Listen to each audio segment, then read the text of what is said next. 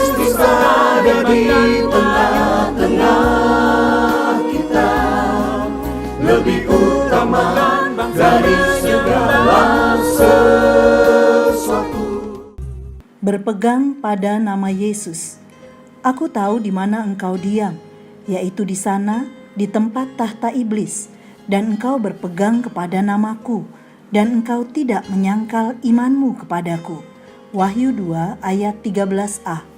Sahabat Iktus yang dikasihi Tuhan, setiap orang pasti mempunyai pegangan hidup, dan orang percaya hanya mempunyai dua pilihan untuk berpegang, yaitu pilihan untuk tetap berpegang pada nama Yesus ataukah berpegang pada hal lain.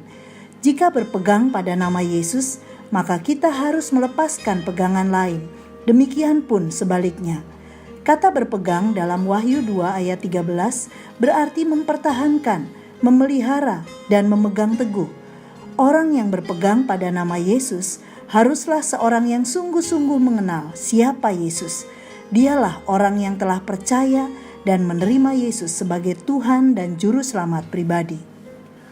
Jemaat Pergamus penuh dengan orang-orang yang bobrok pikirannya. Mereka dihadapkan pada pilihan untuk tetap berpegang pada nama Yesus atau tidak. Ini berarti memilih untuk setia pada Yesus atau menyangkal iman kepada Yesus. Karena itu, Tuhan Yesus memakai pedang yang tajam dan bermata dua untuk membersihkan mereka yang Kristen sejati dan yang tanpa pertobatan. Kita akan mempelajari beberapa hal mengenai berpegang pada nama Yesus melalui kehidupan jemaat di Pergamus. 1. Ujian terhadap jemaat yang berpegang pada nama Yesus. Pergamus adalah kota penyembahan berhala terbesar di Asia. Dikatakan takhta iblis karena mengkultuskan kaisar sebagai pusat penyembahan. Ayat 13. Orang Kristen dianggap pengkhianat karena mereka menolak untuk menaruh dupa di atas mezbah dan berkata kaisar adalah Tuhan. Jemaat di Pergamus mengalami penganiayaan dan salah seorang di antaranya telah mati karena imannya, yaitu Antipas. Menurut tradisi, Antipas mati dipanggang dalam sebuah mangkok kuningan. Selain itu, ada penyusup yang membawa ajaran sesat ke dalam jemaat, yaitu ajaran Bileam ayat 14 dan ajaran pengikut Nikolaus ayat 15. Ajaran ini memperkenankan menyembah kepada kaisar dengan tetap beribadah kepada Allah. Mereka menyarankan, jika engkau tidak bisa mengalahkan mereka, bergabunglah dengan mereka. Tidak ada salahnya berteman dengan kaisar, dan apa bahayanya menaruh sejumput kemenyan di atas mezbah dan menyatakan kesetiaan pada kaisar. Jemaat Pergamus mulai berkompromi dengan dosa. 2. Sikap jemaat yang berpegang pada nama Yesus. Ujian yang dihadapi jemaat Pergamus ini mengharuskan mereka untuk mengambil sikap. Dalam ayat 13 dijelaskan bahwa engkau berpegang pada namaku dan engkau tidak menyangkal imanmu. Di tengah-tengah penganiayaan yang mereka alami, mereka tetap mempertahankan iman, bahkan memelihara iman dan terus berpegang teguh kepada nama Tuhan. Mereka memilih untuk lebih takut kepada Tuhan daripada kaisar atau gubernur Romawi dan tidak mau berkompromi dengan dosa. Tetapi ternyata tidak semua jemaat berpegang kepada nama Yesus. Ayat 14 menjelaskan, di antaramu ada beberapa orang yang menganut ajaran Bileam, dan di ayat 15 ada padamu orang-orang yang berpegang pada ajaran pengikut Nikolaus. Jadi ada di antara pemimpin jemaat dan jemaat itu sendiri yang hidup dalam penyembahan berhala, makan makanan berhala, bahkan melakukan persinahan sebagai bagian dari ritual agama kafir. Mereka berkompromi hanya untuk menghindarkan diri dari penderitaan atau untuk mencapai kesuksesan, yaitu kedudukan dalam pemerintahan. 3. Akibat berpegang pada nama Yesus. Tuhan memberikan solusi bagi mereka yang telah jatuh ke dalam dosa. Sebab itu, bertobatlah. Ayat 16.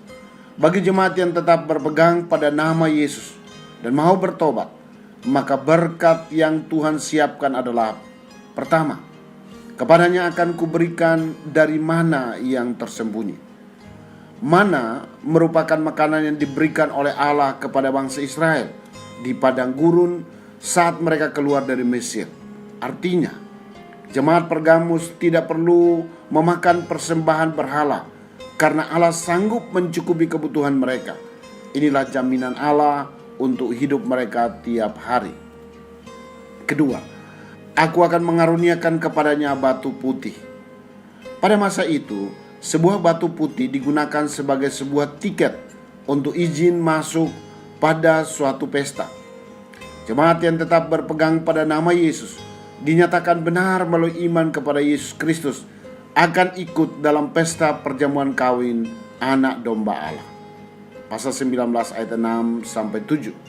Sebaliknya, mereka yang tidak mau bertobat, firman Tuhan, aku akan segera datang kepadamu dan aku akan memerangi mereka dengan pedang yang di mulutku ini. Artinya, mereka mungkin akan bebas dari pedang kaisar, tetapi mereka akan berhadapan dengan pedang Tuhan.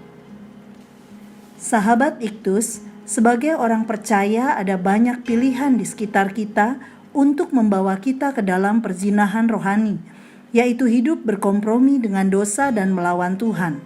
Keputusan ada di tangan kita. Apakah kita mau terus berpegang pada nama Yesus atau tidak? Pertobatan yang sejati dan komitmen untuk hidup dalam pengenalan akan Tuhan melalui perenungan firman-Nya akan membawa kita terus berpegang kepada nama Yesus. Saat iblis tidak mampu menghancurkan suatu jemaat dengan menjadi singa yang mengaum, ia akan menyerang seperti ular yang penuh tipu muslihat, sebagai contoh melalui ajaran Bileam dan Nikolaus. Oleh karena itu, saya harus berhati-hati terhadap setiap pengajaran yang saya dengar, agar saya dapat mengetahui mana yang benar dan mana yang tidak. Saya harus suka akan firman dan mempelajarinya dengan sungguh-sungguh. Saat saya berpegang pada nama Yesus, maka Ia akan menjamin hidup saya, bukan hanya masa sekarang, tapi sampai kepada kehidupan kekal. Sahabat Iktus yang dikasihi Tuhan, ujian iman seperti apa yang saya hadapi saat ini? Bagaimana sikap saya seharusnya menghadapi ujian itu? Apa janji Tuhan bagi saya jika saya tetap berpegang pada nama Yesus? Tuhan Yesus, perzinahan rohani adalah kekejian di matamu. Karena itu engkau murka terhadap orang yang melakukannya.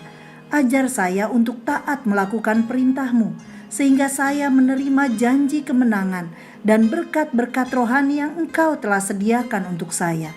Ketika saya tidak kompromi dengan dosa, bahkan ketika orang memberikan tawaran yang menggiurkan dan saya tetap berpegang pada nama-Mu, maka engkau menjadi jaminan hidup dan mati saya.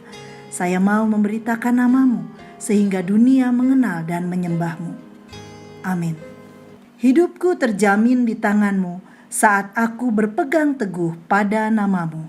Kristuslah yang harus ku beritakan hingga datangmu Kristus.